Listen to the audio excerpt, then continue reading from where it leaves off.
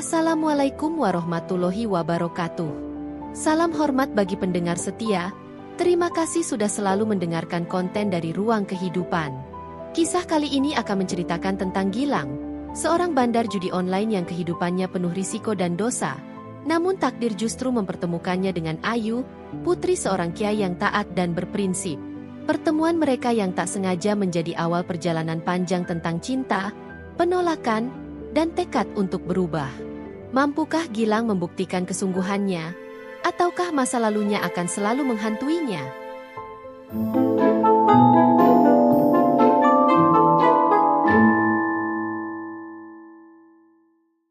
Gilang adalah nama yang sudah cukup terkenal di kota kecil itu. Bukan karena prestasi, bukan pula karena kebaikan, melainkan karena dunia yang ia jalani, bandar judi online. Di lingkaran bawah tanah, Gilang dianggap pintar, licik, dan berani. Ia bisa mengendalikan sistem taruhan, mengatur anak buah, dan menguasai jaringan dengan cepat. Tetapi di balik semua itu, hidupnya kosong. Ia terbiasa dengan malam panjang, telepon berdering, orang yang datang menagih atau menyetor, dan tentu saja, ancaman. Setiap hari Gilang hidup dalam lingkaran penuh risiko. Hari itu berbeda.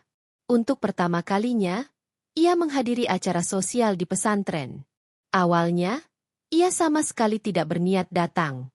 Namun seorang temannya, yang juga donatur rutin di pesantren itu, mengajaknya ikut. Gilang pikir, tak ada salahnya sekali-sekali hadir di acara yang jauh dari dunia malamnya. Lagi pula, ia ingin menunjukkan dirinya masih bagian dari masyarakat normal. Pesantren itu cukup besar. Letaknya di tengah kota, tapi tetap mempertahankan suasana damai. Jalan masuknya dipenuhi lampu gantung sederhana. Anak-anak kecil berlari sambil membawa balon, dan orang-orang saling menyapa dengan hangat. Semua terasa asing bagi Gilang. Ia terbiasa dengan ruang karaoke gelap, meja penuh botol, dan layar laptop yang tak pernah berhenti menampilkan angka taruhan. Di sini, ia melihat ketulusan. Di tengah acara, ketika para santri sedang menampilkan nasyid, pandangan Gilang terhenti pada seorang gadis. Gadis itu sederhana, dengan jilbab biru muda dan senyum ramah yang tulus. Ia sibuk membantu mengatur makanan untuk para tamu.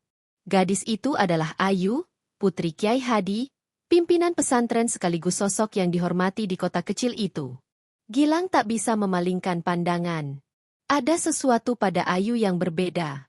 Entah wajahnya yang bersinar karena kebaikan, atau caranya berbicara yang penuh kesabaran. Gilang merasa dadanya berdebar dengan cara yang tidak pernah ia rasakan sebelumnya. Padahal, ia sering dikelilingi perempuan cantik di dunia malamnya, tapi tidak pernah seperti ini. Namun, kesan pertama Ayu terhadap Gilang sangatlah buruk.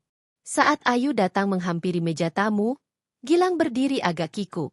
Pakaiannya yang terlalu mewah, kemeja hitam dengan arloji mahal, sangat mencolok di antara tamu lain yang berpakaian sederhana. Ia mencoba tersenyum, tetapi Ayu hanya mengangguk dingin. Dari sorot mata Ayu, jelas sekali ia tidak menyukai pria itu. "Ada yang bisa saya bantu, Pak?" tanya Ayu singkat.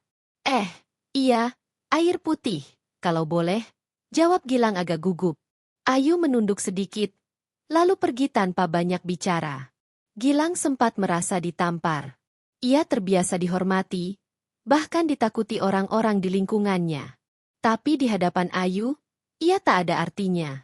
Di sisi lain, Ayu merasa heran dengan kehadiran pria asing itu. Ia mendengar beberapa bisikan santri lain yang mengenali Gilang. "Itu kan bandar judi online yang sering disebut-sebut di berita?" Salah satu dari mereka berbisik. Ayu langsung merasa tidak nyaman. Baginya, orang seperti itu adalah sumber masalah masyarakat. Dunia pesantren yang ia jalani adalah tentang kejujuran, pengabdian, dan ketenangan. Sementara orang seperti Gilang hanya merusak. Meski begitu, malam itu Gilang tetap berusaha mencari cara agar bisa bicara dengan Ayu lagi. Ia berdiri agak jauh, memperhatikan bagaimana Ayu terus sibuk membantu para tamu. Ia ingin sekali mengenalnya lebih jauh. Namun setiap kali mencoba mendekat, Ayu menjaga jarak dengan dingin. Ketika acara hampir selesai, sebuah insiden kecil terjadi. Seorang anak kecil terjatuh saat berlari, dan piring berisi makanan yang dibawanya hampir menimpa orang lain. Spontan, Gilang yang berada paling dekat segera menahan piring itu sebelum benar-benar jatuh. Semua orang menoleh, termasuk Ayu. Anak kecil itu menangis. Gilang jongkok, mengusap kepalanya pelan, lalu berkata, "Nggak apa-apa, Dek. Jangan nangis. Ya, lain kali hati-hati." Wajah anak itu langsung berhenti menangis dan mengangguk. Momen itu sekilas membuat Ayu sedikit terkejut. Ia tidak menyangka seorang pria dengan reputasi buruk bisa bersikap lembut seperti itu. Namun, kesan itu cepat hilang ketika ia mengingat siapa Gilang sebenarnya. Bagi Ayu, sekali seseorang memilih jalan yang salah, sulit baginya untuk percaya. Setelah acara selesai, para tamu mulai pulang. Gilang sengaja menunggu agak lama, berharap bisa berbicara dengan Ayu. Ia memberanikan diri untuk mendekati Ayu yang sedang membereskan meja. "Nama saya Gilang," katanya sambil tersenyum. Ayu hanya menoleh sekilas. "Saya tahu," jawabnya singkat.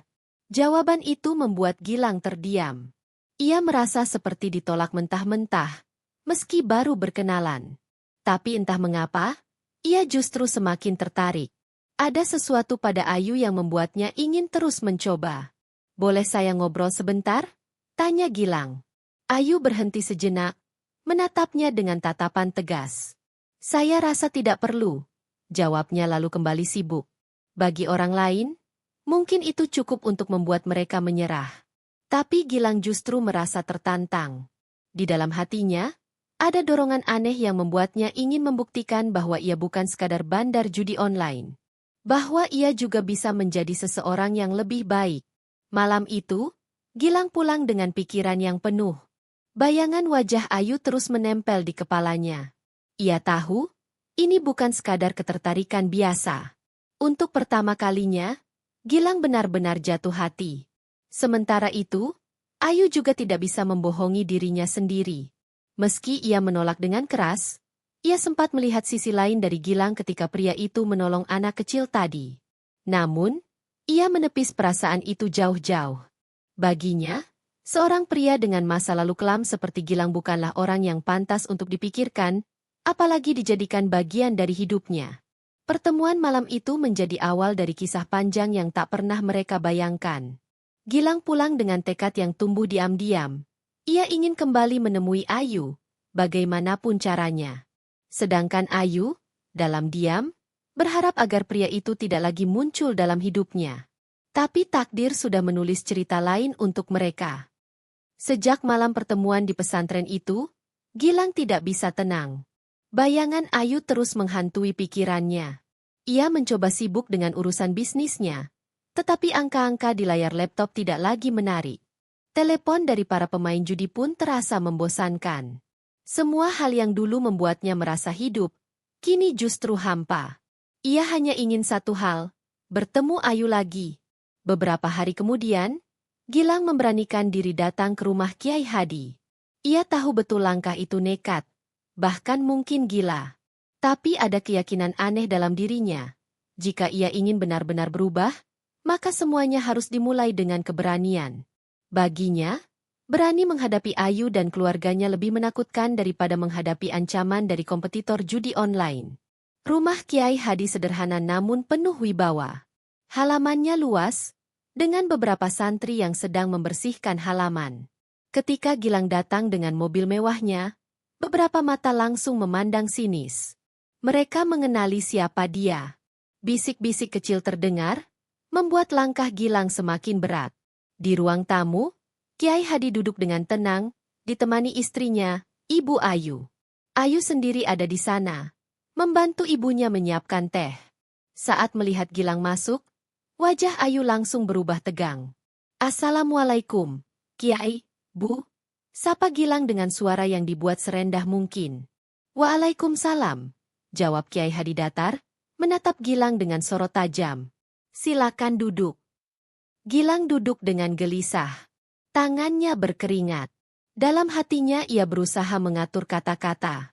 Ia tahu ini bukan waktu untuk basa-basi panjang. Setelah menarik napas panjang, ia akhirnya berbicara.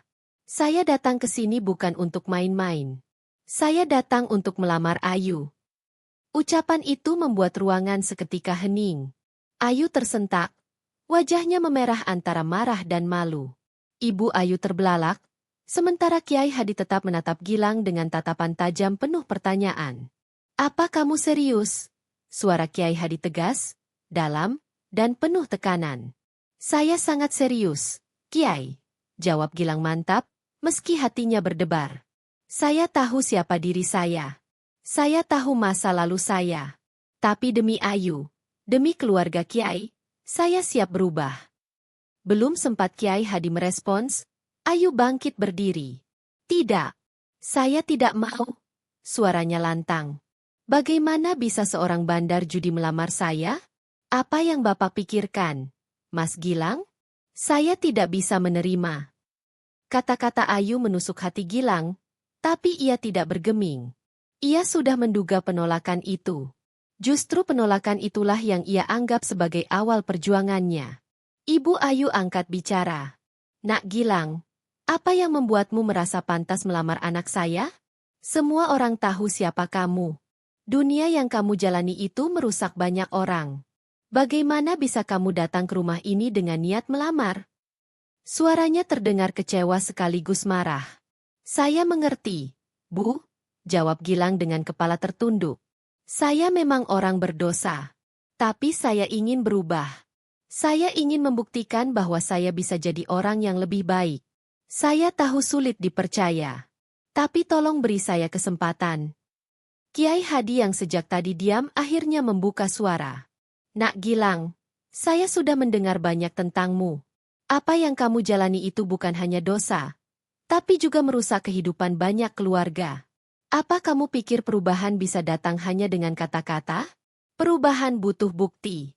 Dan sampai hari ini, saya belum melihatnya darimu." Gilang menelan ludah. Kata-kata Kiai Hadi benar-benar menohok. Tapi ia tetap mencoba bertahan. "Saya akan buktikan, Kiai. Saya akan buktikan dengan perbuatan, bukan hanya kata-kata." Ayu menatap Gilang dengan mata berkaca-kaca, bukan karena terharu, tetapi karena marah dan kecewa. "Kalau benar mau berubah, lakukan untuk dirimu sendiri. Jangan bawa-bawa nama saya. Saya tidak akan pernah menerima lamaranmu," katanya sambil meninggalkan ruangan. Suasana menjadi semakin tegang. Ibu Ayu menatap Gilang dengan sorot mata penuh penolakan.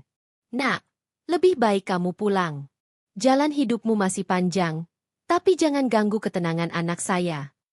Gilang menunduk dalam, lalu berdiri. "Saya mengerti, Bu. Saya mengerti, Kiai. Saya akan pergi. Tapi saya tidak akan berhenti membuktikan bahwa saya bisa berubah." Ia melangkah keluar rumah dengan perasaan campur aduk. Malu, sakit hati, sekaligus semangat aneh yang justru semakin besar. Penolakan keras itu tidak membuatnya mundur, malah meneguhkan tekadnya. Di perjalanan pulang, Gilang teringat wajah Ayu yang penuh penolakan. Kata-kata Kiai Hadi terus terngiang. "Perubahan butuh bukti." Kalimat itu menghantam hatinya seperti palu besar. Untuk pertama kali dalam hidupnya, Gilang merasa bahwa ia harus melakukan sesuatu yang nyata. Tidak lagi sekadar bicara, tidak lagi sekadar janji. Ia tahu perjalanan itu tidak akan mudah. Ia akan kehilangan banyak hal. Ia akan menghadapi musuh dari dunia lamanya. Tapi semua itu tidak membuatnya gentar. Ia yakin, jika ia ingin benar-benar mendapatkan Ayu, ia harus menjadi orang yang berbeda. Hari itu menjadi titik balik. Dari sebuah lamaran nekat yang ditolak mentah-mentah, lahirlah tekad baru dalam diri Gilang. Tekad untuk berubah, apapun risikonya. Hari-hari setelah lamaran nekat itu terasa berat bagi Gilang. Penolakan Ayu terus membekas di hatinya. Namun lebih dari sekadar penolakan, kata-kata Kiai Hadi tentang bukti nyata terus menghantuinya. Ia mulai berpikir keras, bagaimana cara keluar dari dunia yang sudah lama ia jalani. Namun seperti jebakan yang dipasang rapi, dunia perjudian online tidak pernah melepaskan begitu saja. Malam itu, Gilang duduk di ruang kerjanya. Layar laptop menampilkan angka-angka taruhan yang terus bergerak. Telepon genggamnya berdering tanpa henti. Orang-orang meminta pembayaran, beberapa lain menagih janji, dan sebagian besar hanya datang untuk mempertebal keuntungan masing-masing. Gilang menutup mata, kepalanya pusing. Semua terasa semakin rumit. Utang mulai menumpuk. Selama ini, ia selalu bisa mengendalikan arus uang. Tapi beberapa bulan terakhir, sistemnya terguncang. Kompetitor baru muncul dengan cara yang lebih licik, bahkan tidak segan-segan merebut pemain dengan tipu daya. Orang-orang yang dulu setia padanya kini berpindah tangan. Uang yang masuk semakin sedikit, sementara yang keluar semakin banyak. Gilang sempat berpikir untuk mencari jalan pintas, menjual sebagian aset, atau bahkan kembali menggunakan cara kotor untuk menutup lubang. Tapi di benaknya, terlintas wajah Ayu. Jika ia melakukan itu, maka ia hanya membuktikan dirinya tetap sama. Tidak ada perubahan. Suatu malam, Gilang menerima tamu tak diundang. 3 orang pria dengan wajah keras datang ke markas kecilnya. Mereka adalah utusan dari salah satu kompetitor terbesar, seorang bandar lama yang merasa Gilang sudah mengganggu wilayahnya. "Kamu pikir bisa main bersih di kota ini, Lang?" Salah satu dari mereka berkata sambil menepuk-nepuk meja. "Kamu sudah bikin bos kami marah. Kalau kamu nggak bisa bayar utangmu minggu ini, jangan salahkan kami kalau sesuatu terjadi." Gilang berusaha tenang, meski keringat dingin mengalir di pelipisnya. "Aku akan bayar. Kasih aku waktu seminggu lagi." Pria itu menyeringai sinis. "Seminggu? Kamu pikir ini main-main? Kamu sudah lewat batas. Ingat, Lang, nyawa orang lebih murah daripada angka di laptopmu." Ancaman itu membuat Gilang terdiam. Ia tahu mereka tidak bercanda. Dunia yang ia jalani memang penuh dengan orang yang siap bertindak ekstrim demi keuntungan. Setelah mereka pergi, Gilang duduk lemas. Untuk pertama kalinya, ia benar-benar merasa hidupnya di ujung tanduk. Jika ia terus bertahan di jalur ini, cepat atau lambat ia akan hancur. Dan bukan hanya dirinya, orang-orang yang ia sayangi bisa ikut terlibat. Bayangan Ayu muncul lagi. Ia merasakan ketakutan yang lebih besar. Bagaimana jika keluarganya juga terseret masalah karena dirinya? Malam itu, Gilang menutup laptopnya. Ia berjalan keluar, menatap kota kecil dari balkon apartemennya. Lampu-lampu jalan berkelip, terdengar suara kendaraan lewat. Ia merasa sendirian. Semua uang, semua kekuasaan di dunia bawah tanah itu, ternyata tidak memberi jaminan. Justru membuatnya terjebak semakin dalam. Pagi harinya, anak buah Gilang mulai gelisah. "Bang, gimana ini? Kalau kita nggak bisa nutup kerugian, mereka bakal cari kita satu-satu. Kita harus ambil langkah, Bang." Gilang menatap mereka dengan wajah lelah. "Kalian boleh pergi kalau mau. Aku nggak mau tarik kalian lebih jauh lagi." Anak buahnya saling pandang. Mereka tidak biasa mendengar ucapan seperti itu dari Gilang. Biasanya, bos mereka selalu penuh percaya diri dan berani mengambil risiko. Tapi kali ini, Gilang terlihat berbeda. Ada ketakutan sekaligus kelelahan yang nyata di wajahnya. Beberapa hari kemudian, masalah semakin besar. Utang-utang datang bertubi-tubi. Kompetitor menekan lebih keras. Bahkan beberapa pemain setia ikut mengkhianatinya. Gilang seperti terjebak dalam pusaran tanpa jalan keluar. Di tengah kekacauan itu, ia kembali teringat perkataan Ayu. "Kalau benar mau berubah, lakukan untuk dirimu sendiri." Kalimat itu kini terdengar seperti kebenaran yang tak bisa ia abaikan. Perubahan bukan hanya demi cinta. Bukan hanya untuk Ayu. Tapi untuk dirinya sendiri. Untuk hidupnya yang selama ini kosong. Sore itu, Gilang memutuskan sesuatu yang ia tahu akan sangat berisiko. Ia ingin benar-benar meninggalkan dunia perjudian. Tidak hanya mengurangi, tidak hanya menunda, tapi meninggalkan sepenuhnya. Ia tahu itu berarti ia akan kehilangan banyak uang, banyak orang, bahkan mungkin menghadapi ancaman lebih serius. Tapi ia juga tahu, jika tidak dilakukan sekarang, ia tidak akan pernah bisa lepas. Langkah pertama yang ia ambil adalah menutup semua akses akun utama. Ia memutus jalur transaksi yang selama ini menjadi sumber uang terbesar. Anak buahnya kaget. Beberapa bahkan menentang. "Bang, Kita bisa mati konyol kalau berhenti sekarang. Mereka nggak akan tinggal diam. Gilang menatap mereka dengan tegas. Kalau kalian takut, kalian boleh keluar. Aku nggak akan marah. Tapi aku sudah putuskan. Aku nggak mau lagi hidup di dunia ini. Keputusan itu membuat lingkarannya goyah. Beberapa orang meninggalkan Gilang, tapi ada juga yang tetap bertahan. Meski begitu, ancaman dari luar semakin kuat. Telepon berisi makian dan ancaman datang setiap hari. Mobilnya sempat dikejar orang tak dikenal. Bahkan rumah kontrakannya dilempari batu pada suatu malam. Semua itu membuat Gilang sadar, harga dari perubahan memang sangat mahal. Tapi anehnya, di tengah semua tekanan itu, ia justru merasa lebih ringan. Untuk pertama kali dalam hidupnya, ia merasa melakukan hal yang benar. Malam itu, ia duduk sendiri di kamarnya. Dengan tangan gemetar, ia menulis catatan kecil di atas kertas. Aku harus berubah, bukan hanya demi Ayu, tapi demi diriku sendiri. Kalimat itu ia tempel di dinding kamarnya, sebagai pengingat setiap kali ia merasa goyah. Perlahan, dunia Gilang mulai terbuka. Ia melihat bahwa hidup bukan hanya tentang uang dan kekuasaan. Ada hal yang lebih penting, ketenangan, kejujuran, dan kesempatan untuk benar-benar hidup tanpa rasa takut. Namun ia juga sadar, ini baru awal. Jalan panjang menunggu di depan. Ancaman masih membayangi, dan masa lalunya tidak mudah dihapus begitu saja. Tapi tekad itu sudah lahir. Dan kali ini Gilang berjanji pada dirinya sendiri. Ia akan bertahan, apapun yang terjadi. Hari-hari pertama meninggalkan dunia perjudian terasa seperti berjalan di padang tandus bagi Gilang. Semua yang dulu mudah ia dapatkan kini hilang. Uang cepat, sanjungan palsu, bahkan rasa percaya diri yang semu, semua sirna begitu saja. Yang tersisa hanyalah rasa sepi dan ketakutan. Namun, di balik semua itu, ada secercah harapan yang membuatnya tetap bertahan. Keinginan untuk berubah. Gilang mulai mengurangi kontak dengan anak buahnya.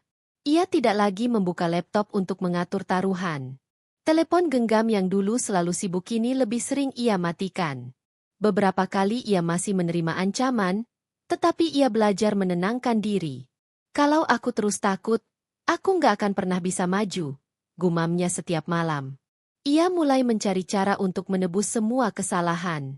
Bukan dengan uang, tetapi dengan perbuatan nyata. Gilang sadar, langkah pertamanya harus dimulai dari masyarakat sekitar. Ia ingin orang-orang melihat bahwa dirinya benar-benar berubah. Suatu pagi, ia mendatangi pasar tradisional. Pasar itu penuh dengan pedagang kecil, orang-orang sederhana yang setiap hari berjuang mencari rezeki. Gilang berjalan berkeliling, mencoba berbaur. Awalnya, orang-orang memandanginya dengan tatapan curiga. Nama Gilang sudah terlanjur terkenal buruk. Namun ia tidak peduli. Di salah satu sudut pasar, ia melihat seorang ibu parubaya kesulitan mengangkat karung beras. Tanpa banyak bicara, Gilang mendekat dan membantunya. Biar saya bantu, Bu, katanya sambil mengangkat karung itu dengan sigap. Ibu itu menatapnya heran, lalu mengucapkan terima kasih. Lama-kelamaan, Gilang sering terlihat membantu orang-orang di pasar. Ia ikut membersihkan sampah, menata lapak pedagang, bahkan membantu menyeberangkan anak-anak sekolah. Awalnya orang masih menatap sinis, tapi perlahan mereka mulai menerima kehadirannya. Namun, tidak semua berjalan mulus. Ada saja orang yang masih meremehkan. Ah, pura-pura baik aja itu. Nanti juga balik lagi ke dunianya, kata seorang pedagang kepada temannya. Gilang mendengarnya, dan hatinya perih. Tapi ia mencoba bersabar. Ia tahu, kepercayaan tidak bisa dibeli, melainkan dibangun. Selain membantu masyarakat, Gilang juga mulai mendekatkan diri pada pesantren. Ia sering datang diam-diam untuk mengikuti kajian yang dipimpin Kiai Hadi. Awalnya, para santri memandanginya dengan penuh curiga. Bahkan ada yang berbisik-bisik, merasa aneh melihat seorang mantan bandar judi duduk di majelis ilmu. Tapi Gilang bertahan. Ia duduk di pojok, mendengarkan dengan sungguh-sungguh, mencatat hal-hal penting yang ia dengar. Salah satu pelajaran yang paling membekas di hatinya adalah tentang kejujuran. Kiai Hadi berkata dengan suara tegas, kejujuran adalah pintu dari segala kebaikan. Sekali seseorang berbohong, maka akan lahir 1000 kebohongan lainnya. Kalimat itu menusuk hati Gilang. Ia merasa seperti sedang disindir langsung. Selama ini hidupnya dipenuhi kebohongan. Tapi kini ia ingin menutup pintu itu selamanya. Perubahan Gilang tidak luput dari perhatian Ayu. Meski ia berusaha menjaga jarak, Ayu beberapa kali melihat Gilang datang ke pesantren. Ia juga mendengar kabar dari masyarakat tentang bagaimana Gilang membantu di pasar. Hatinya masih ragu, tapi sedikit demi sedikit, ia mulai melihat kesungguhan yang dulu ia ragukan. Suatu sore, Ayu secara tidak sengaja berpapasan dengan Gilang di halaman pesantren. Gilang yang baru saja selesai mengikuti kajian menunduk sopan. "Assalamualaikum, Ayu," sapanya pelan. Ayu menatapnya dengan hati-hati. "Waalaikumsalam," jawabnya singkat. Ia tidak ingin terlihat ramah. Tapi ia juga tidak bisa memungkiri bahwa ia melihat sesuatu yang berbeda. Gilang terlihat lebih tenang, lebih sederhana. Tidak ada lagi kesan arogan dengan pakaian mahal. Kali ini ia hanya mengenakan kemeja polos dan celana sederhana. Gilang ingin sekali berbicara lebih banyak, tapi ia menahan diri. Ia tahu, perubahan harus dibuktikan dengan tindakan, bukan dengan kata-kata. Maka ia hanya tersenyum, lalu berlalu. Perjuangan Gilang tidak berhenti di situ. Ia mulai ikut terlibat dalam kegiatan sosial. Bersama para pemuda kampung, ia membantu memperbaiki jalan yang rusak. Ia juga menyumbang tenaganya saat ada pembangunan musola kecil. Semua itu ia lakukan tanpa banyak bicara, tanpa ingin dipuji. Meski begitu, tantangan dari masa lalu tetap menghantui. Beberapa kali, orang-orang dari dunia lamanya datang mencari. Mereka mencoba menarik Gilang kembali dengan iming-iming uang besar. "Lang, lu nggak cocok hidup miskin gini. Balik aja, uang gampang. Lu bisa hidup enak lagi," bujuk salah satu rekannya. Tapi Gilang menolak tegas. "Aku sudah selesai dengan itu.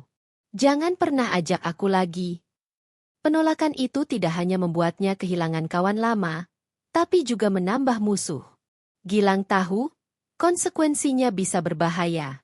Namun ia tidak goyah. Ia lebih memilih kehilangan uang dan teman palsu daripada kehilangan kesempatan untuk benar-benar berubah.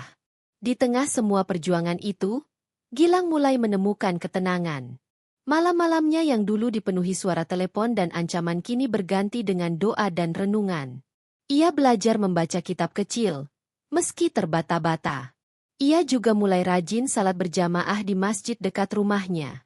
Hal-hal kecil yang dulu terasa asing kini menjadi bagian penting dari hidupnya. Perubahan ini pelan tapi pasti membuat orang-orang mulai melihatnya dengan cara berbeda. Beberapa warga yang dulu sinis kini mulai menyapanya. "Pagi, Lang," kata seorang bapak di pasar. Gilang tersenyum, hatinya hangat. Ia tahu, jalan masih panjang, tapi setidaknya ia sudah melangkah ke arah yang benar. Dan di balik semua itu, satu hal yang terus menguatkan tekadnya. Ia ingin membuktikan kepada Ayu dan keluarganya bahwa ia benar-benar serius. Bahwa perubahan ini bukan sandiwara, bukan pula sekadar demi cinta. Tapi karena ia ingin menjadi manusia baru yang layak dihargai. Malam itu, sebelum tidur, Gilang kembali menatap catatan kecil yang ia tempel di dinding. "Aku harus berubah, bukan hanya demi Ayu, tapi demi diriku sendiri." Ia tersenyum, lalu menutup mata dengan perasaan lega. Untuk pertama kalinya dalam hidupnya, Gilang merasa berada di jalan yang benar. Perubahan yang dijalani Gilang tidak datang tanpa cobaan. Semakin ia berusaha menjauh dari dunia lamanya, semakin banyak godaan yang mendekat. Seperti ada tangan-tangan yang ingin menariknya kembali ke kubangan kotor yang pernah ia tinggalkan. Suatu malam, ketika Gilang baru saja selesai dari salat Isya berjamaah di masjid, ponselnya bergetar. Nama yang muncul di layar membuat jantungnya berdegup kencang. Damar, salah satu rekan lamanya di dunia perjudian. Gilang sempat ragu. Namun akhirnya ia angkat juga. "Lang, gue denger lu sekarang sibuk jadi orang baik." "Heh, jangan konyol lah. Hidup ini butuh duit, bukan doa. Balik sama kita lagi. Ada proyek besar, duit gampang. Lu tahu kan, kalau lu gabung, semuanya lancar. Suara damar penuh rayuan. Gilang menarik napas panjang. Aku sudah selesai. Mar, jangan hubungi aku lagi. Damar tertawa keras. Lu pikir bisa keluar semudah itu? Dunia kita nggak kenal kata pensiun. Lang. Ingat itu. Telepon berakhir dengan ancaman samar. Gilang duduk terdiam lama di depan masjid. Kepalanya penuh pikiran. Memang benar, dulu hidupnya jauh lebih mudah. Uang datang deras, tak perlu susah payah. Tapi hati kecilnya tahu, semua itu semu dan beracun. Keesokan harinya, godaan datang dari arah lain. Saat ia sedang membantu membersihkan halaman pesantren, seorang pria asing menghampirinya. Ternyata pria itu adalah utusan dari bandar besar, menawarkan kerjasama baru. Bayangkan saja, Lang. Dalam sebulan, lu bisa dapat ratusan juta. Cuma dengan modal koneksi yang lu punya. Semua orang butuh duit, kan? Gilang menatap pria itu tajam. Aku nggak tertarik. Sampaikan sama bosmu, aku sudah berhenti. Pria itu menyeringai sinis. Kalau lu tolak, jangan salahkan kalau hidup lu jadi susah. Dunia ini kecil. Lang. Lu nggak akan bisa lari. Ucapan itu membuat Gilang makin gelisah. Tapi ia menenangkan dirinya. Ia tahu jalan yang ia pilih tidak mudah. Setiap kali tergoda, ia mengingat wajah Ayu. Ia mengingat tekadnya untuk membuktikan diri. Di sisi lain, Ayu mulai mendengar kabar yang berbeda tentang Gilang.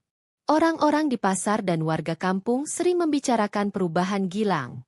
Dia sekarang rajin ikut kerja bakti, kata seorang ibu.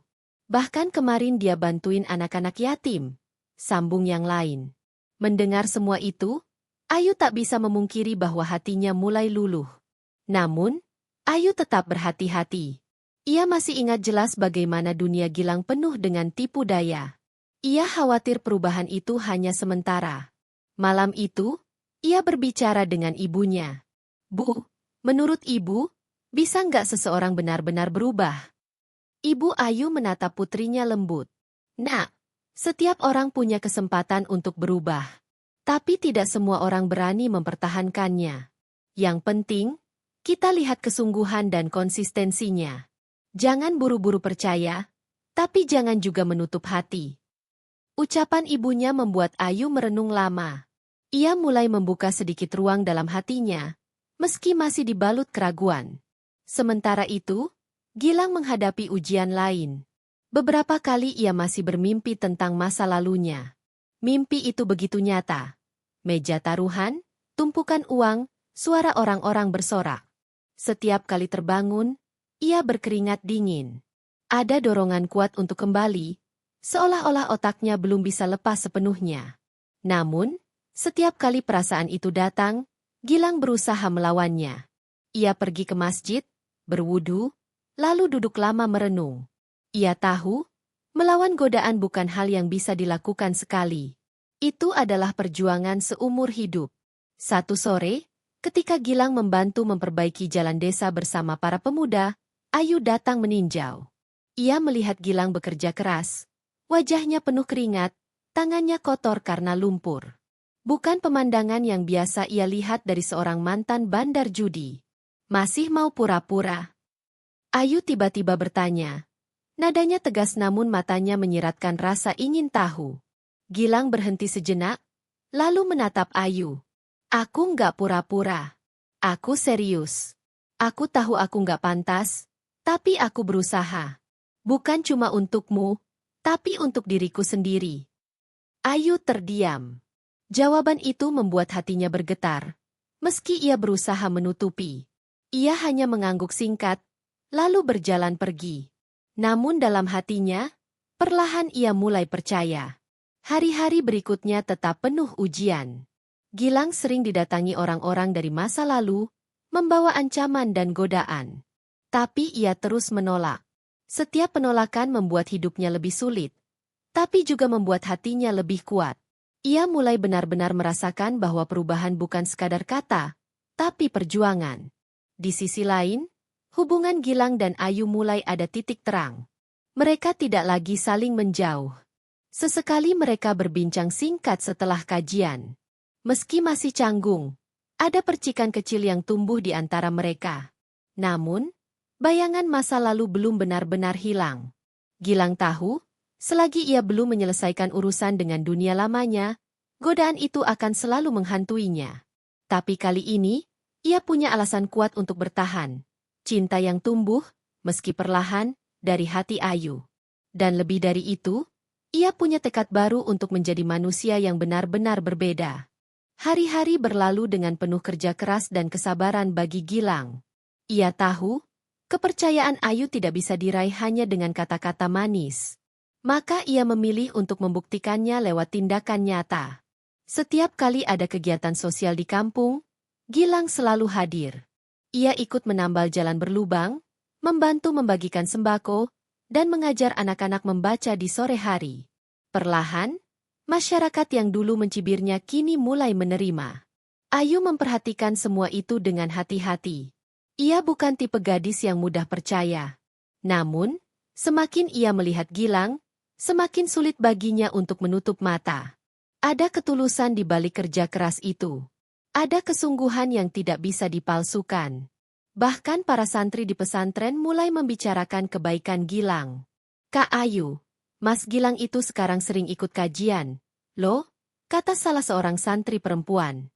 Ayu hanya tersenyum kecil, meski hatinya sebenarnya bergetar. Satu sore, Ayu berpapasan dengan Gilang di halaman pesantren. Gilang baru saja selesai membersihkan halaman bersama beberapa pemuda. Wajahnya penuh keringat, bajunya kotor oleh tanah, tapi senyum di wajahnya tulus. Assalamualaikum, sapa Gilang sambil menunduk sopan. Waalaikumsalam, jawab Ayu, kali ini lebih lembut dibanding sebelumnya. Ada jeda sejenak, sebelum ia menambahkan, terima kasih sudah banyak membantu masyarakat. Aku lihat, kamu memang serius. Gilang menatapnya dengan mata berbinar. Aku janji, aku nggak akan berhenti berusaha. Aku tahu aku nggak sempurna, tapi aku ingin jadi orang yang lebih baik. Kalaupun Ayu belum bisa percaya sepenuhnya, aku akan tetap terus berusaha. Ucapan itu membuat Ayu terdiam. Hatinya yang dulu tertutup mulai membuka sedikit ruang. Ia mulai percaya bahwa mungkin, hanya mungkin, Gilang benar-benar berubah. Namun, Kiai Hadi belum sepenuhnya luluh. Sebagai seorang ayah sekaligus pemimpin pesantren, ia tidak mudah diyakinkan. Beberapa kali ia melihat Gilang hadir di kajian, dan hatinya sedikit tergerak. Tapi pengalaman membuatnya berhati-hati. Perubahan itu harus konsisten, kata Kiai Hadi dalam hati. Aku harus melihat sejauh mana kesungguhan anak itu. Malam itu, Ayu berdoa lama di kamarnya. Ia bingung dengan perasaan yang mulai tumbuh. Ia takut kecewa, tapi ia juga tidak ingin menutup kesempatan. Di sisi lain, Gilang semakin yakin bahwa usahanya tidak sia-sia. Jalan masih panjang, tetapi kepercayaan Ayu, meski baru setitik, sudah cukup untuk membuatnya bertahan. Waktu terus berjalan, dan konsistensi Gilang perlahan meluluhkan hati banyak orang. Masyarakat yang dulu sinis kini menyapanya hangat. Ayu yang semula keras hati kini mulai menaruh percaya. Namun, yang terpenting, Kiai Hadi akhirnya mulai melihat kesungguhan yang tak bisa lagi dipandang sebelah mata. Suatu malam, setelah salat Isya berjamaah, Kiai Hadi memanggil Gilang ke ruang tamu pesantren. Suasananya hening, hanya suara jangkrik di luar yang terdengar. Gilang duduk dengan gugup, menundukkan kepala.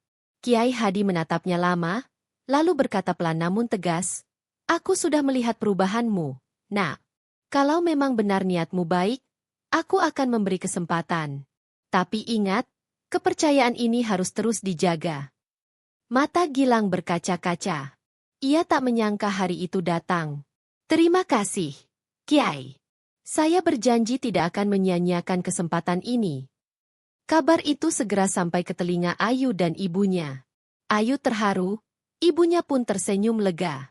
Untuk pertama kalinya, mereka semua duduk bersama dalam suasana penuh harapan. Kebahagiaan seakan semakin dekat, Dan Gilang merasa hidupnya benar-benar mendapatkan arti baru. Ia hampir bisa merasakan tangan Ayu digenggamnya dalam ikatan yang diridho. Hari pertemuan keluarga sudah ditentukan. Malam itu, rumah pesantren dipenuhi suasana hangat. Ayu duduk berdampingan dengan ibunya, sementara Kiai Hadi tampak lebih tenang dari biasanya. Gilang datang dengan pakaian sederhana, wajahnya sumringah. Hari itu seharusnya menjadi awal kebahagiaan yang mereka tunggu. Namun, di balik senyum itu, Gilang menyembunyikan kegelisahan. Sehari sebelumnya, ia menerima pesan ancaman dari seseorang yang dulu menjadi rekannya di dunia perjudian. Kalau kau berani teruskan hidup baru ini, bukan hanya kau yang hancur, tapi juga orang-orang yang kau sayangi, begitu isi pesannya. Ancaman itu jelas, berbahaya, dan tidak bisa dianggap remeh. Gilang mencoba menutupi rasa takutnya sepanjang acara. Tapi setiap kali ia menatap wajah Ayu dan keluarganya, hatinya semakin berat. Ia tahu, jika ia tetap di sini, bahaya akan menimpa mereka. Dan ia tidak sanggup membiarkan itu terjadi. Malam itu, setelah semua orang tertidur, Gilang meninggalkan rumahnya dengan langkah pelan. Ia hanya membawa tas kecil. Di atas meja, ia meninggalkan sepucuk surat singkat untuk Ayu. Maafkan aku. Aku harus menyelesaikan urusan masa laluku. Jangan khawatir, aku akan melindungimu dari jauh. Jika takdir mengizinkan, aku akan kembali. Keesokan paginya, Ayu menemukan surat itu. Tangisnya pecah. Ia merasa ditinggalkan di saat bahagia hampir digenggam. Kiai Hadi hanya terdiam lama, memahami bahwa perjuangan Gilang belum benar-benar selesai. Kabar hilangnya Gilang menyebar cepat. Sebagian orang menganggapnya lari dari kenyataan, sebagian lain percaya ia benar-benar berkorban. Sementara Ayu hanya bisa menunggu dalam doa, menyimpan pertanyaan yang menggantung. Akankah Gilang kembali setelah semua urusan selesai, ataukah cinta mereka harus berakhir di sini?